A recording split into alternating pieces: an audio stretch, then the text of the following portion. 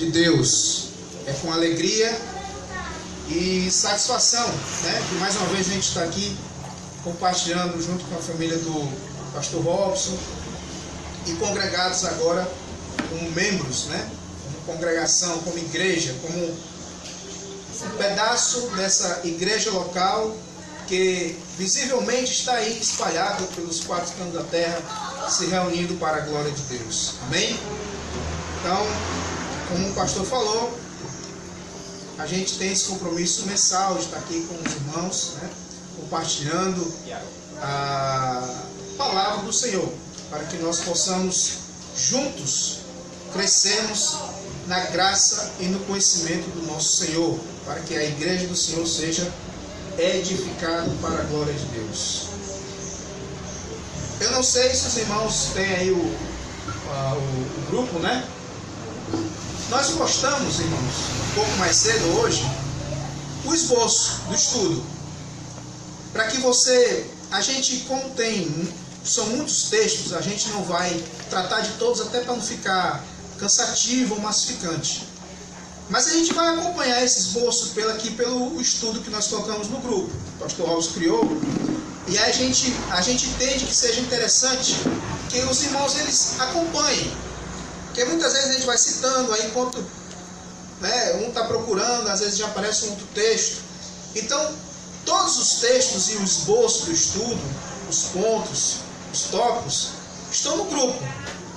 Aí a gente vai se comprometer, na medida do possível, está imprimindo, né, e deixando aqui com os irmãos acompanharem, e em casa darem prosseguimento aos estudos. Então, mas o esboço está aí. Quem faz parte do grupo, né, no Zap, pode estar acompanhando as referências e os pontos que nós vamos abordar. Amém? Então, a nossa intenção hoje, irmãos, é compartilhar junto com vocês sobre um ponto que é extremamente determinante para o nosso discernimento na palavra, na Escritura como um todo. Dentro do cristianismo, irmãos, existe um erro determinante que passa desapercebido, e muitas vezes a liderança, pastores, denominações, eles têm uma dificuldade de afirmarem isso para as pessoas. Jesus deixou bem claro, irmãos, que não se põe vinhos novos em odres velhos, nem se remenda pedaço de veste nova em veste velha. Ele diz que vinho novo se põe em odres novos, e que você faz a cisão de uma roupa, de um pedaço de pano novo, um pano novo. Se eu colocar um vinho novo em odres velhos, o vinho novo logo vai entornar o odre vai se romper, e se perderão o quê? Tanto o odre como o vinho. O que Jesus está ensinando o quê? A gente trabalhar numa cervejaria? Não. Jesus está ensinando a gente montar uma facção de roupa?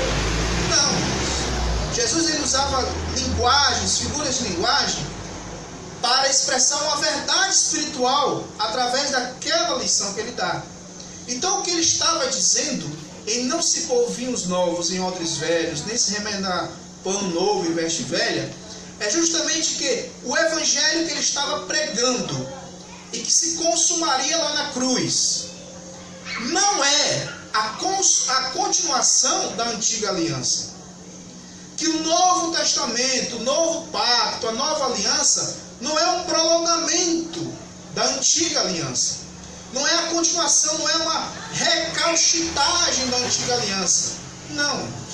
O Novo Testamento, que é sinônimo de nova aliança, que é sinônimo de um novo pacto, é um novo pacto. Ou seja, é a morte de uma antiga ou de uma velha aliança e o estabelecimento de uma coisa nova. Não é a melhora da antiga, não é o aperfeiçoamento da antiga, não. É a morte de uma coisa e o início de uma nova coisa. A morte da antiga, a morte da velha, caduca, esclerosa, aboliu, acabou, já não é, e aí é uma nova aliança, um novo começo. E basicamente, irmãos, o sistema religioso, 95%, para não ser tão radical e cruel, eles não fazem essa ruptura. Eles não fazem essa divisão. E aí Jesus se torna apenas um nome forte. Mas o conteúdo está todo desassociado do Cristo ressuscitado. A instrução que é dada para o povo de Deus é uma mistura da antiga com a nova, é um remendo da nova com a antiga. Pega Moisés, pega Elias, amarra Buda. Não, mas o nome de Jesus está aqui, o nome de Jesus é forte. Não, irmãos. A pessoa de Jesus tem que estar linkada com o conteúdo de Jesus. O óleo de Jesus tem que estar linkado com o vinho novo, que é o Evangelho. Então, quando eu não faço essa ruptura, eu crio, desculpa a expressão, o samba do crioulo doido na minha cabeça. Por isso que o apóstolo Paulo diz em uma das suas epístolas que muitos, fazendo ousadas asseverações, ou seja, não fazendo essas rupturas, essa divisão, eles caem em loucacidade frívola, falando coisas totalmente desorientadas e desassociadas do Evangelho. Então, dito isso, apenas para nos situarmos, eu quero que os irmãos abram aí, aqueles que tenham o esboço, né, acompanhem pelo esboço, mas vamos abrir Bíblia, irmãos. Estamos aqui para termos intimidade com a palavra, irmãos. A palavra do Senhor, com a Bíblia. Sabemos, o apóstolo Paulo diz que o obreiro aprovado, e esse obreiro não é só eu ou o pastor Robson, é cada crente tem esse compromisso. Ele se torna aprovado quando ele sabe manejar bem o que? A palavra da verdade. Então é um ofício que cabe a mim, a todos, a cada crente, a saber a Escritura, conhecer bem a palavra. Mateus capítulo 5, abra aí.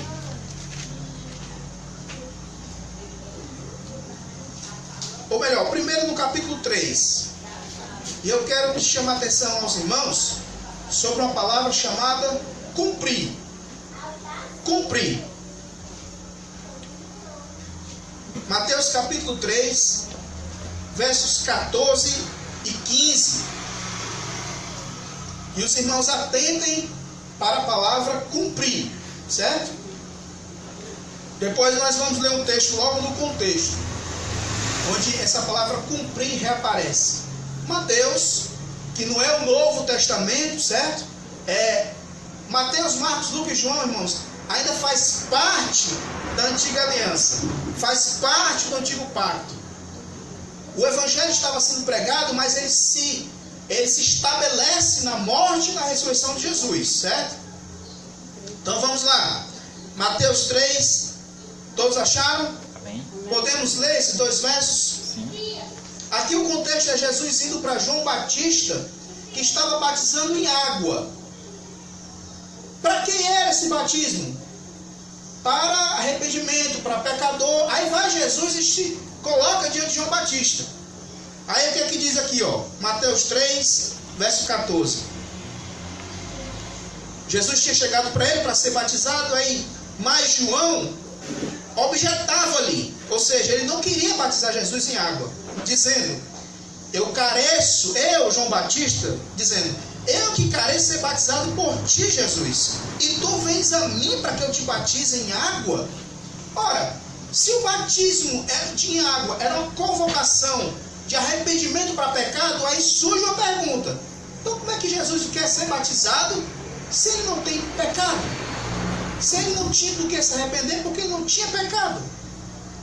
É porque, irmão, Jesus, ele tinha que ser contado com os pecadores. Ele tinha que ser contado com os pecadores. Além do mais, o que é que ele diz no verso 15?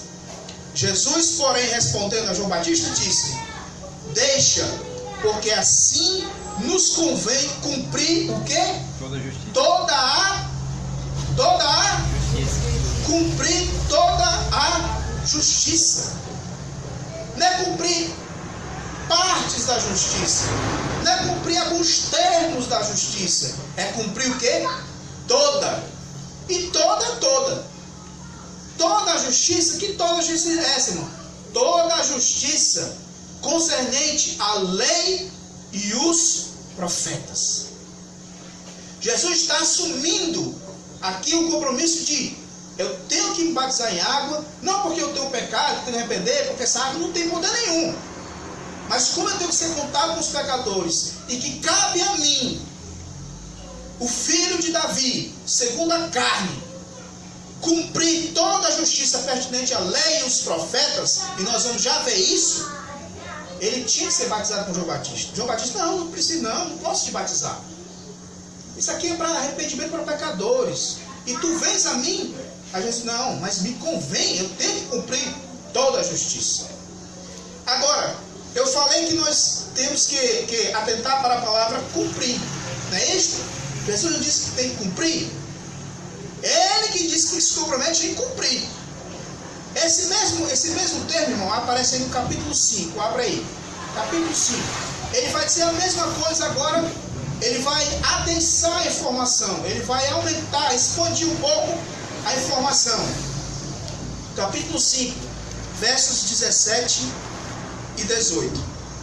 E esse verso ele é bem interessante, irmãos. Se ele não for bem compreendido, a gente tira deduções, afirmações com base nele. Mas a gente vai entender bem aqui o que é que Jesus quis dizer nesse texto. Ele falou que tinha que cumprir toda a justiça, certo? Mateus 5,17, todos acharam? Amém. O que é que Jesus disse? Não cuideis que vim destruir a lei aos profetas. Jesus pregando em Israel. Não vim destruir, ou algumas versões diz abrogar, mas eu vim o quê? Para cumprir. Cumprir. Esse mesmo verbo que aparece lá no capítulo 13, ele está repetindo, reforçando e adensando a informação, expandindo. Ele diz lá, nos convém cumprir toda a justiça. Aqui ele diz que tem que cumprir de novo a lei e os profetas. Aí o verso 18. Porque em verdade vos digo que até que o céu e a terra passem, nem um jota ou um tio se omitirá da lei, sem que tudo seja cumprido de novo. Então, nós lemos 3 versos, Mateus 3, 14 e 15, e agora, capítulo 5, 17 e 18, que de novo, mais uma vez, aparece a expressão cumprir, atrelada à pessoa de Jesus. Ele diz que tem que cumprir toda a justiça, que ele não veio abrogar, mas vai cumprir, e que tudo tem que se cumprir, até que os céus e a terra passem. Toda a justiça pertinente à lei e os profetas. Jesus, irmãos, ele cumpriu e satisfez a lei. Aonde? Na sua vida, no seu ministério, consumando isso lá na cruz.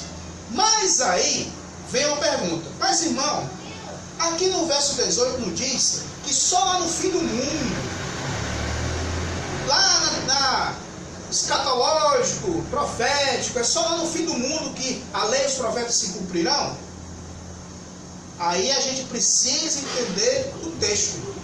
A gente precisa entender o texto. Precisa esmiuçar o texto, porque se nós literalizarmos o que Jesus disse aqui no verso 18, a gente cria uma confusão. Porque na verdade se cumpriu. Se cumpriu aonde? Lá na cruz. No está consumado.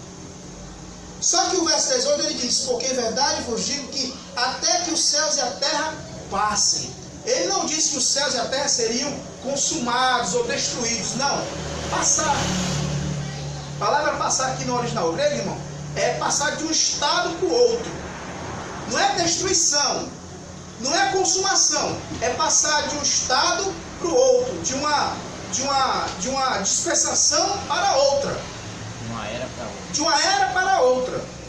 Aí ele diz, nem um jota, nem um tio se omitirá da lei, sem que tudo seja cumprido. A pergunta que eu faço para nós hoje, e para os amigos que estão nos acompanhando, os irmãos pela internet, quando Jesus disse está consumado, lá na cruz, quando ele disse tetelestai, está consumado, lá na cruz, algum rabino, algum judeu, Maria, os apóstolos, os discípulos, Caifás, Anás, sumo sacerdote, o Sinédrio, alguém viu cair um tio ou um i da lei? Olha, caiu um tio da lei, olha, caiu um i da lei, alguém viu isso? Alguém viu com os olhos? Olha, caiu o tio da lei ali. Ninguém viu. Claro que ninguém viu. Porque aqui, irmão, Jesus usa uma linguagem. Não é uma linguagem literal. É um estilo de linguagem. Sabemos que cumprimos por causa da morte na cruz e pelo conteúdo apostólico, onde Paulo diz: eu morri para a lei, o fim da lei é Cristo. Então, Paulo, principalmente Paulo, a gente vai entendendo que a lei morreu lá na cruz. Eu morri para a lei.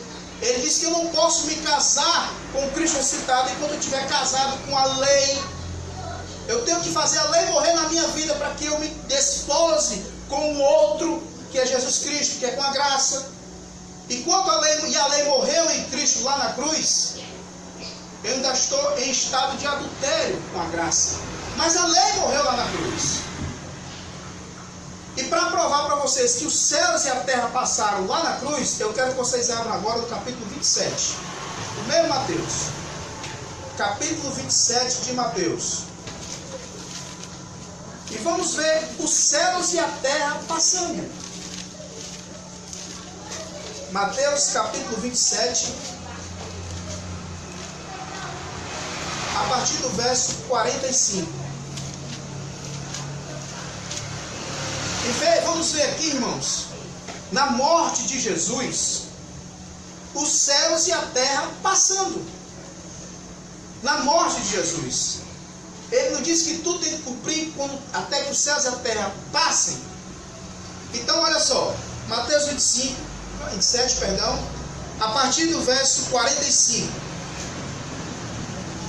Preste bem atenção, o que é que acontece na terra e nos céus quando Jesus está morrendo e dizendo está consumado. Mateus 27, 45.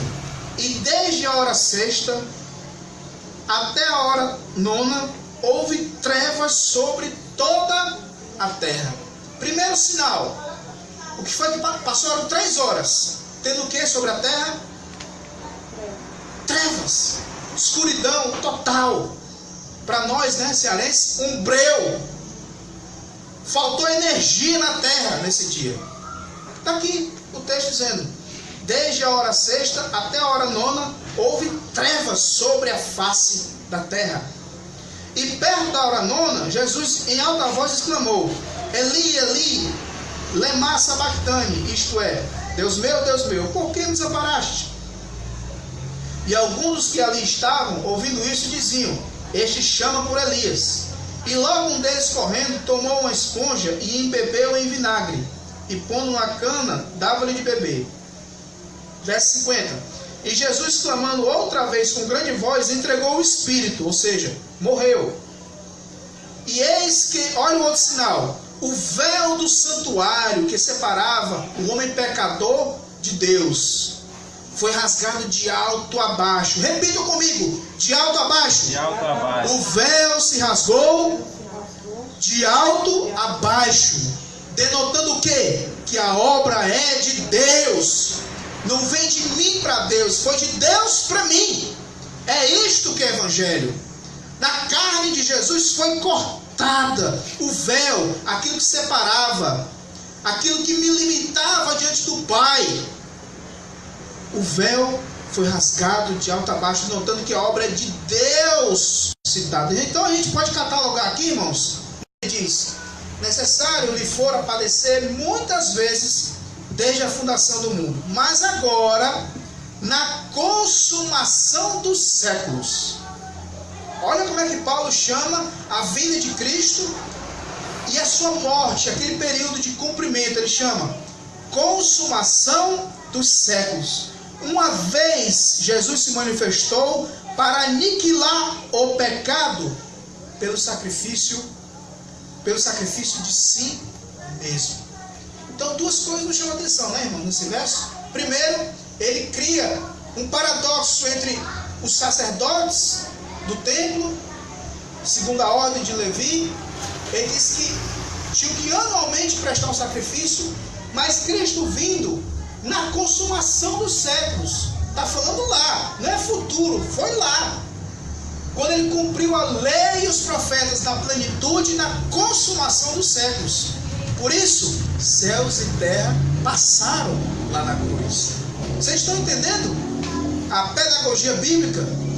O que Jesus falou, tudo será cumprido nos céus e na terra. Jesus morreu, aqueles sinais, plenitude dos tempos, consumação do século, tudo reflete não o futuro, mas a vida de Cristo e o cumprimento da antiga aliança, da lei e dos profetas, em que ele aniquilou o pecado.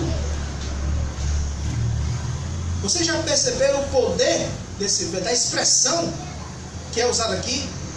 Cristo anulou o pecado. Ele diz, para aniquilar o pecado pelo sacrifício de si mesmo. O crente em Jesus, irmãos, por conta da promessa e do poder da promessa do Evangelho, ele não é para viver subjugado pelo pecado. Porque Cristo anulou em si o pecado. Então, alguém que se diz crente, cristão, e vive sendo manipulado, vive sendo subjugado pelo pecado, é alguma coisa estranha com ele. Porque ele não entendeu o Evangelho ainda. Ele ainda não se conscientizou do poder do Evangelho, da obra na cruz, do impacto do estar consumado. Porque lá na cruz, Jesus aniquilou o pecado. Então hoje eu em Cristo, se sou um crente, eu não devo mais ficar subordinado, sujeito ao pecado. Porque o meu velho homem foi crucificado com ele lá na cruz. Assim é o que Paulo diz. O meu velho homem também foi crucificado com ele lá na cruz. E eu obtenho isso porque por alguma queimação no coração? Não, é pela fé, irmãos. É como Paulo enxerga e interpreta a obra de Cristo lá na cruz. Ele aniquilou o pecado. Continuando, o tópico seria Jesus de Nazaré, filho de Davi, feito em semelhança da carne humana, a imagem real das sombras. A imagem real das sombras. Eu quero que os irmãos abram agora de novo lá em Mateus, capítulo 11. Mateus, capítulo 11. Vamos ler aqui um texto bem conhecido. Mateus 11, a partir do verso 28.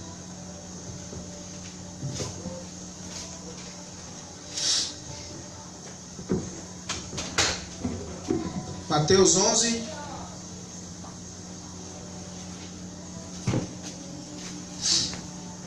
a partir do verso 28.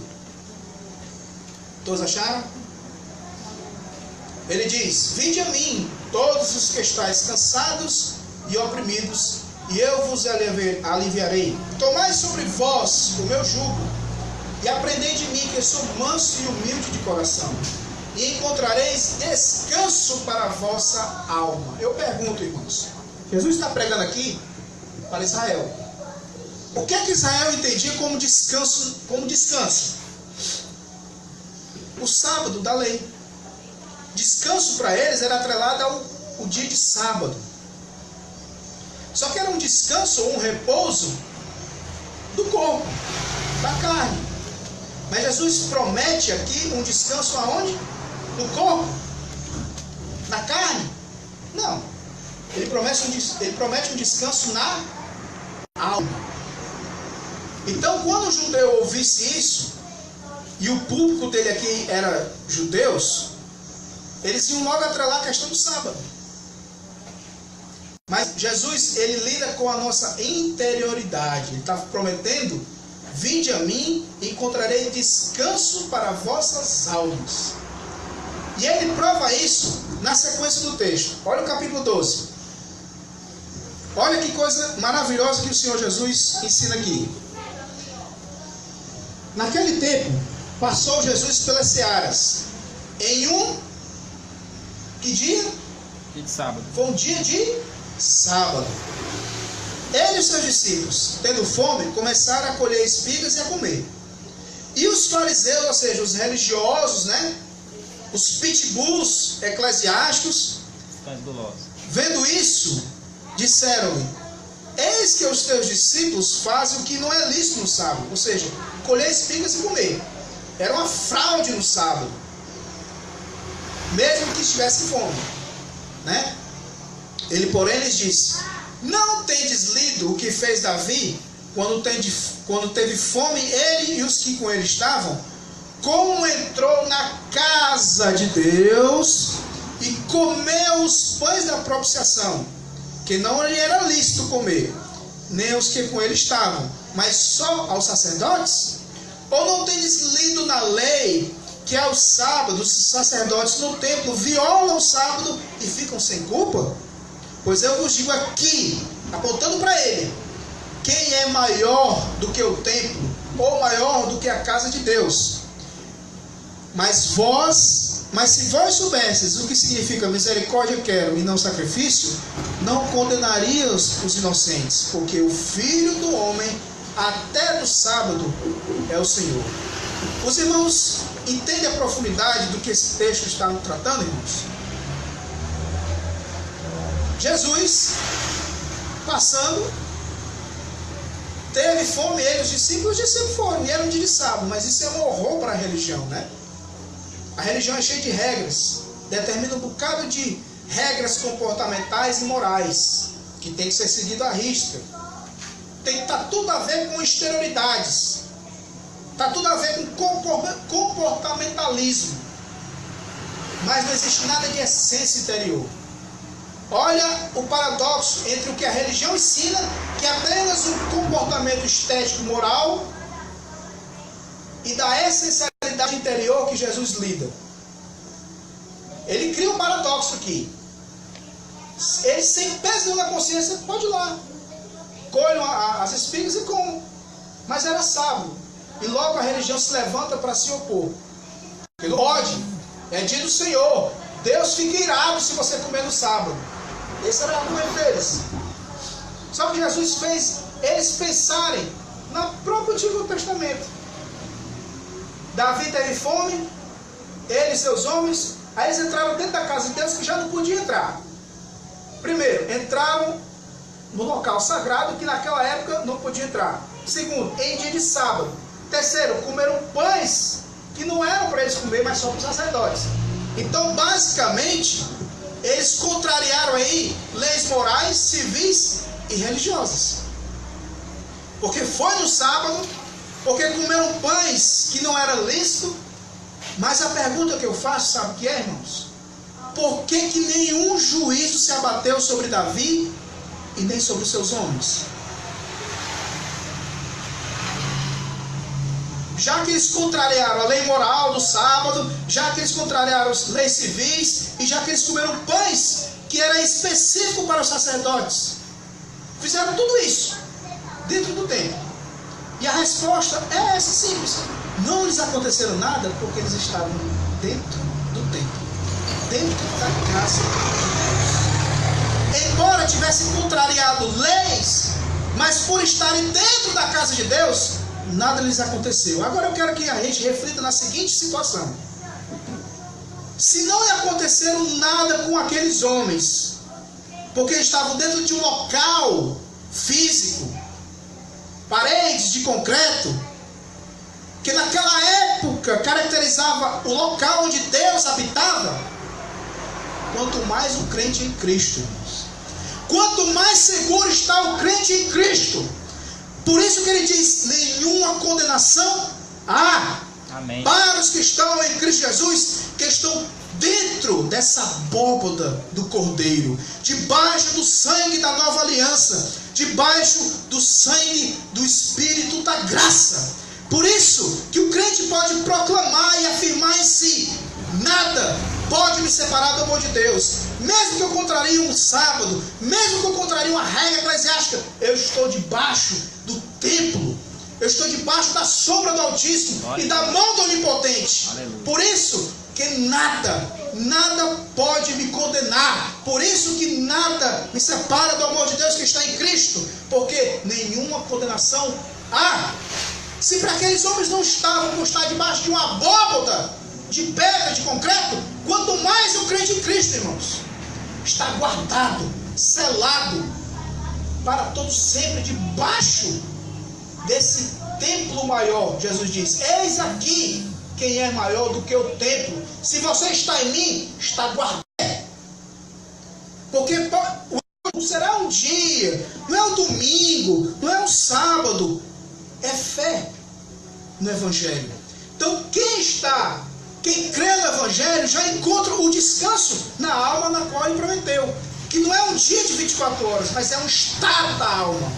É o estado de uma alma que se pacificou e encontrou repouso e descanso na pessoa de Jesus Cristo. O que Jesus disse aqui, o escritor de Hebreus afirma dizendo que esta é uma promessa para os que creem no Evangelho. Ele não diz que entrará, ele diz que quem crê já entra no sábado do Senhor, no sábado eterno, e que se concentra não em um dia, não em um local, mas na interioridade do indivíduo. Continuando, irmãos, estou falando sobre as sombras. Vamos abrir aí em João capítulo 1 e vamos ver ainda sobre esse ponto de templo e casa de Deus, que a maioria das pessoas pensa assim: nós vamos para a casa de Deus, é o que? É uma denominação. Você vai para onde? Eu vou para a igreja, eu vou para a casa de Deus. Onde é? É o local X, Y. É a igreja católica, é a assembleia, é a batista. Mas será que é isso que a Bíblia diz? Será que templo e casa de Deus é um local que está imantado pela presença de Deus? Será que Deus tem compromisso com paredes, com colunas, com vigas, com tijolos? Será que Deus está entranhado com essas coisas? João capítulo 2, a partir do verso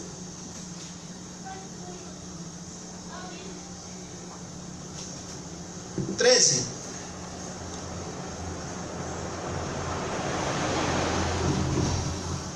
Ou melhor, a partir do verso 18.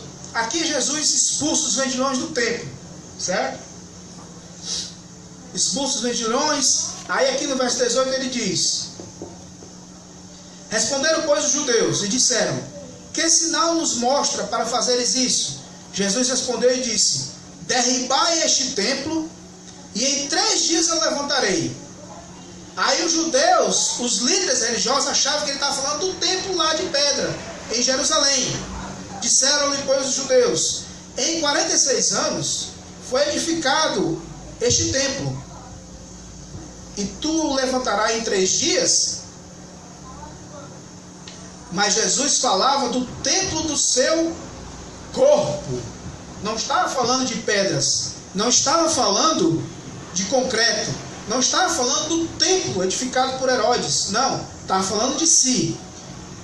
Quando, pois, ressuscitou dos mortos, e os seus discípulos lembraram que ele dissera isso, e creram na Escritura e na palavra que Jesus tinha dito. Em outras palavras, irmãos, o que era para Jesus, não é para os evangélicos, é para Jesus. O que é templo para Jesus? Era ele. Ele diz: eu vou derribar, mas em 3 dias eu reedificarei. Ele não estava falando do templo local geográfico, espaço geográfico. Estava falando de si. Porque em 3 dias ele ressuscitou.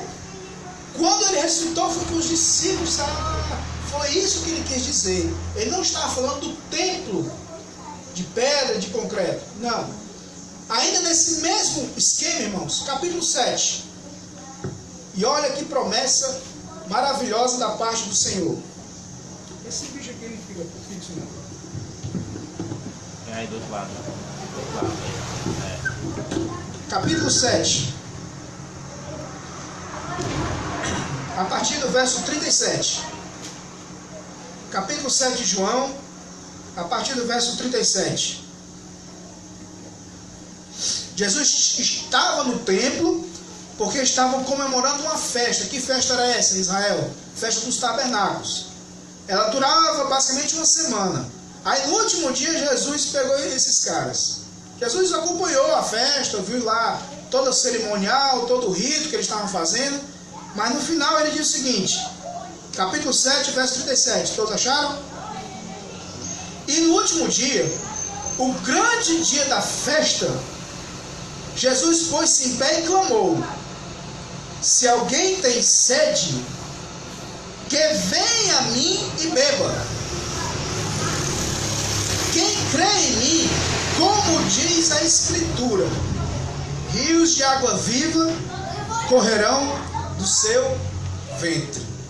E aqui, irmãos, eu quero chamar a atenção o seguinte: quando ele diz, quem crê em mim, como diz a Escritura, ele está se referindo aqui, irmãos, ao profeta Ezequiel. Há um trecho do profeta Ezequiel. Nós não vamos lá, mas sucintamente falando, se você pegar o livro do profeta Ezequiel, do capítulo 40 ao 48, é bons textos, é um bom bloco de texto aí. Do capítulo 40 ao capítulo 48 de Ezequiel, o profeta Ezequiel ele tem a visão de um templo restaurado. Ele tem uma visão, Deus lhe dá uma visão, porque o templo de Jerusalém tinha sido destruído, e aí ele tem essa visão de um templo. Todas as dimensões de um templo. Uma coisa apoteótica o templo. Coisa estrondosa. E que ele vai descrevendo com minúcias e detalhes esse templo que ele está vendo, as dimensões. Mas tem um detalhe nessa descrição, que é justamente isso que Jesus evoca para si e evoca para os seus discípulos. Ele diz: quem crê em mim é isto.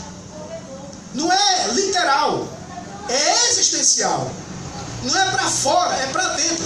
Sabe por quê? Porque a descrição do templo em Ezequiel, irmãos, as dimensões que ele dá lá, todos os detalhes, não tem nada, nenhuma engenharia humana pode reproduzir aquilo. Sabe por quê? É porque é muito antigo. Não, não é porque é antigo não, irmãos. É porque é um templo que cresce para dentro. Ele entra, tá pequenininho. Aí ele vê uma porta, quando ele passa por essa porta, ele vai entrando. À medida que ele vai entrando nas dimensões do templo lá em Ezequiel, vai crescendo, vai se expandindo, vai se alargando. Ou seja, ele cresce para dentro. Aí a descrição total lá, diz que no fim do templo saem águas que saem no altar do templo e desce até o Mar Morto e dá vida ao Mar Morto. Claro, irmãos, tudo isso é uma visão. Mas é um templo que ele vê lá. Só que Jesus, irmãos, quebrando todo esse paradoxo de um local físico, sagrado, imantado, de pedra, de tijolo, ele diz: não. Sabe aquela descrição de Ezequiel que todos aqui sabiam? Ele diz: olha, quem crê em mim, como diz lá a escritura do profeta Ezequiel, ele diz: quem crê em mim, rios de água viva correrão do seu ventre. Verso 39. E disse ele a respeito do Espírito Santo, que haviam de receber os que nele crescem, porque o Espírito Santo ainda não fora dado, porque Jesus ainda não fora glorificado. Então, irmãos, o que Jesus está dizendo é que ele diz: olha, desconstrua na cabeça de vocês a ideia de um local sagrado. A ideia que lá em Jerusalém, ou é aqui, ou é Assembleia, ou é Batista, ou é XYZ. Não. Não é o local que santifica, é você que santifica o local. Esqueça a ideia concretista, geográfica, e existencialize isso para dentro de si. Você é que é esse templo. Você é que é a habitação do Altíssimo. Você é que é casa de Deus. Amém. E vamos confirmar isso na Escritura. Abra lá em Hebreus de novo, capítulo 3. É tudo sequência, é lógica. Capítulo 3 de Hebreus. Hebreus capítulo 3. Depois de Timóteo, depois de Filemon, Hebreus capítulo 3.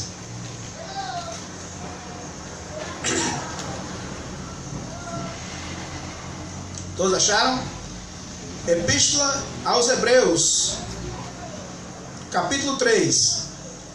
Vamos ler dos versos 3 ao 6. Ele diz aqui: porque ele, Jesus, é tido por digno de tanto maior glória do que Moisés, né?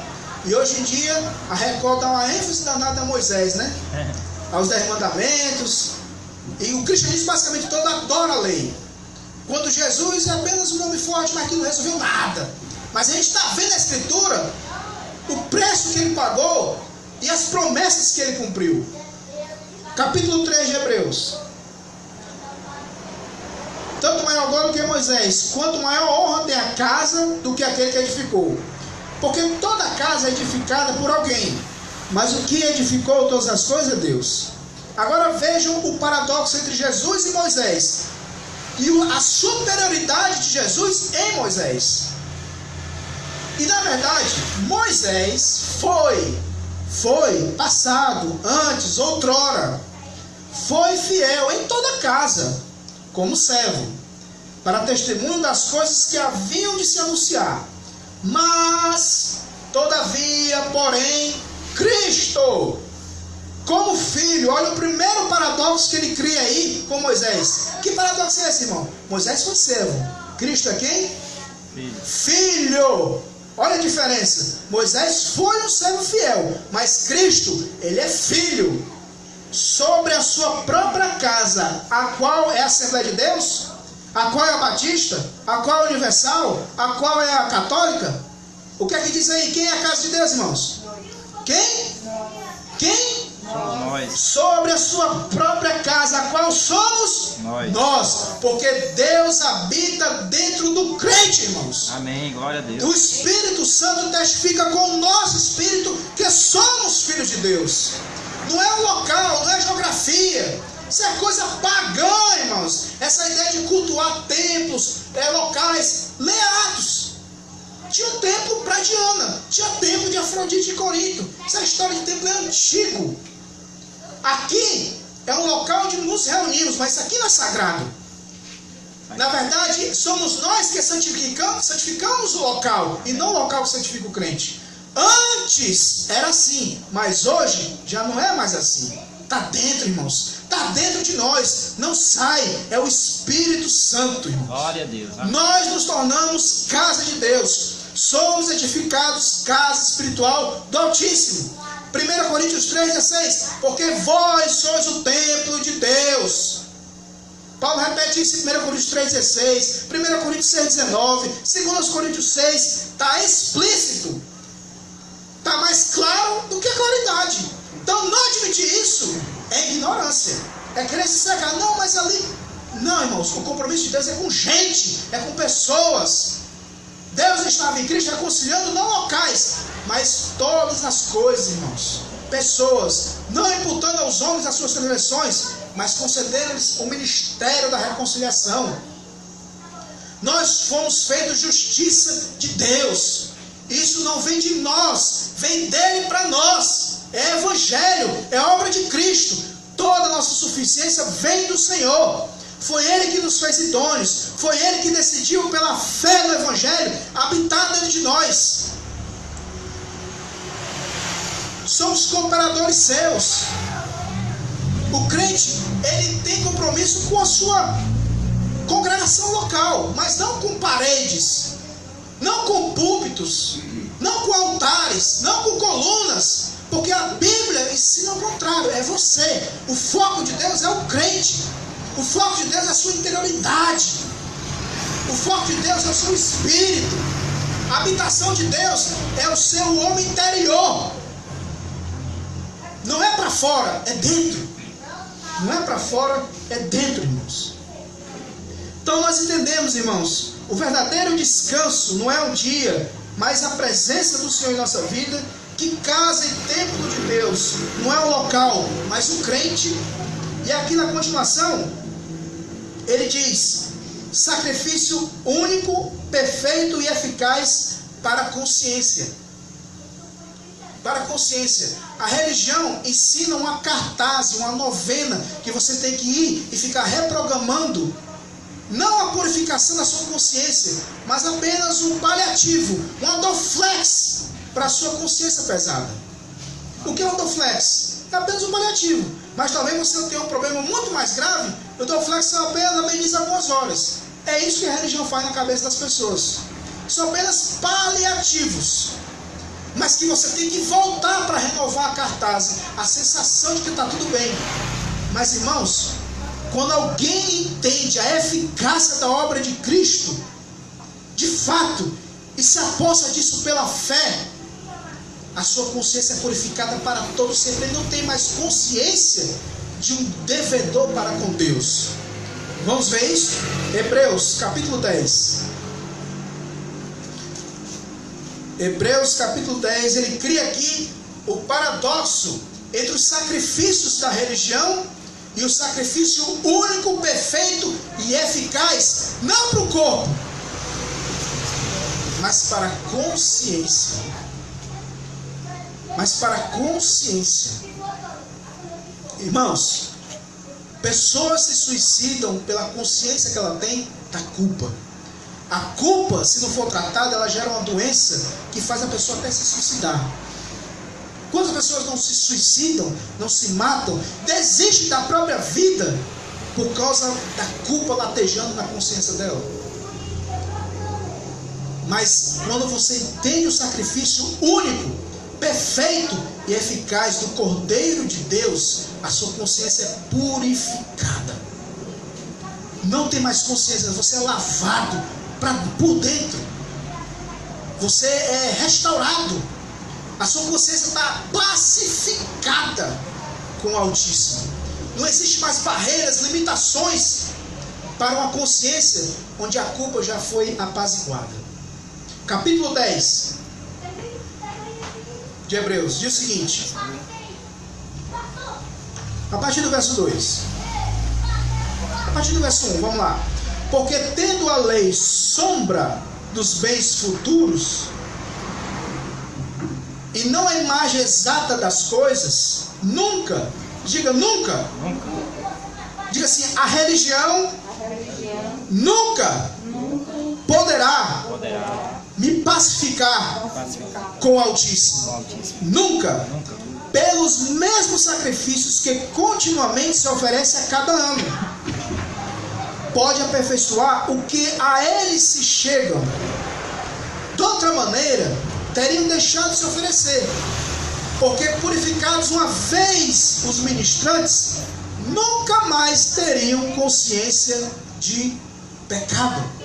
Então, o que o autor dos Hebreus está dizendo, irmãos, é por que os sacrifícios eram repetidos anualmente. Sacrifício disso, sacrifício pelos pecados do sacerdote, pelo do povo, buscando essa pacificação. Por que era repetido? Porque a consciência do pecado estava sempre lá. Porque aquele mecanismo, aquele rito, não tinha eficácia nenhuma para a interioridade. Era apenas um paliativo. Por isso que quando voltava de novo aquela angústia da culpa, aí não, mas próximo ano já tem de novo as ofertas, as oferendas, os sacrifícios, o rito, a novena, tudo tem que repetir, porque não tem eficácia. Mas o sacrifício de Cristo, irmãos, foi feito de uma vez por todas. Verso 9, capítulo 10, verso 9. Então disse, Jesus dizendo, eis aqui venho para fazer, ó Deus, a tua vontade. Tira o primeiro testamento, aliança, pacto, para estabelecer o segundo. Na qual vontade, na vontade de Cristo, temos sido santificados pela oblação do Jesus Cristo, feita quantas vezes? Anualmente é feito o sacrifício de Cristo? Não, irmãos, feita uma única vez. Então veja o paradoxo, veja a eficácia, veja o antagonismo da obra de Cristo e os sacrifícios, liturgias, obras, oferendas, ofertas da religião. E esta é a crônica da Epístola aos Hebreus, irmãos. É dizer que tudo aquilo teve o seu papel, foi importante, mas tudo foi sombra. Sombra, arquetipia, só uma maquete daquele que havia de vir e ser a realidade de todas essas coisas e fazer a obra consumando tudo lá na cruz. Amém. E aquela pessoa que entende isso e abraça isso pela fé e diz, eu quero este Jesus ressuscitado para mim, com tudo aquilo que ele conquistou, pagou e consumou, com certeza você se torna a habitação de Deus, encontra descanso para a vossa alma, encontra pacificação para a sua consciência. Amém? Eu queria pararmos aqui para nós não nos estendermos, mas a gente ia falar ainda sobre o reino de Deus, mas eu quero deixar, para não cansar, para não ficar indo e voltando, mas eu queria que você guardasse no seu coração e você internalizasse essas verdades do Evangelho, o que Jesus se comprometeu, que Ele reafirmou e que Ele consumou, e que tudo aquilo hoje se tornou realidade, hoje espiritual para nós. O crente, ele já está pacificado com a consciência e ele é a habitação do Altíssimo. Então a gente vê, irmãos, a diferença da nova para a antiga. Ele diz aqui no verso que nós lemos: acaba com a primeira para estabelecer a segunda. Acaba o antigo para estabelecer um novo pacto. E nós não somos mais das sombras. Nós pertencemos aos bens já realizados em Cristo Jesus, para a glória de Deus. Louvado seja o nome do Senhor, e que o Senhor aplique em nós as suas verdades do Evangelho. Amém?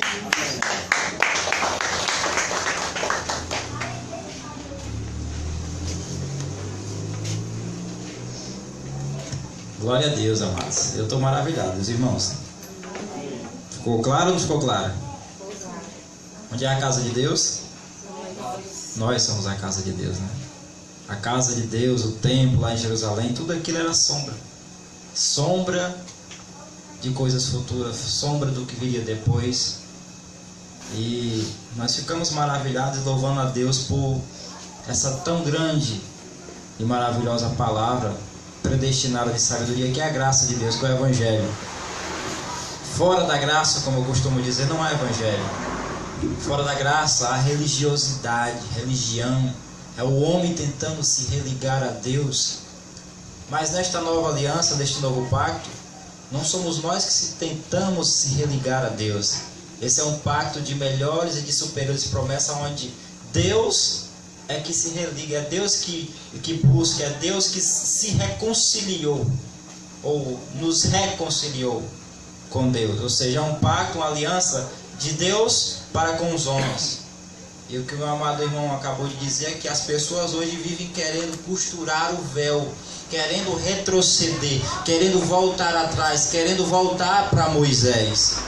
Mas nós não temos mais que voltar para Moisés. Nós temos que prosseguir olhando firmemente para Ele e nele, que é o autor e consumador da nossa fé, Jesus. Nós temos que andar pelo novo e pelo vivo caminho, Cristo Jesus. Amém? Fora de Cristo é engano, fora de Cristo é religiosidade, fora de Cristo não existe Evangelho. Amém? Dá aqui o pause.